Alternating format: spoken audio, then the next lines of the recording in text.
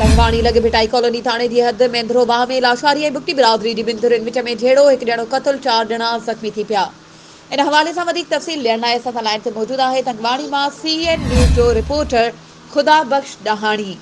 जी खुदा बख्श, छा तफ़सील आहिनि? जी बिल्कुल, मां के तफ़सीलन खां आगाह कंदो हलां। तंगवाणी भिटाई कॉलोनी थाणे जे हद मींदरोवाह में लाशारी ऐं बुक्की बिरादरी जे ॿिनि धुरनि विच में झेड़ो हली निवाज़ लाशारी क़तल 4 ॼणा ज़ख़्मी। तंगवाणी पुलिस जो चवणु हो त झेड़ो ज़मीन जे पाणी वारे बंदी तां पेश आयो आहे। झेड़े दौरान लठियूं कुहाड़ियूं लॻण जे नतीजे में अली निवाज़ लाशारी क़तल 4 ॼणा ज़ख़्मी थी पिया। ज़ख़्मियुनि ऐं लाश खे भिटाई कॉलोनी थाणे जो पुलिस रोयल हेल्थ सेंटर तंगवाणी मुंतक़िल कयो वियो आहे ऐं लाश डॉक्टरनि ज़रूरी कार्रवाई बाद वारिसनि हवाले करे छॾियो, जॾहिं त आख़िरी इतलान ताईं वाक़े जो केस दाख़िल न थी सघियो। जी महिरबानी खुदा बख्श तफ़सीलन खां आगाह करण जे लाइ।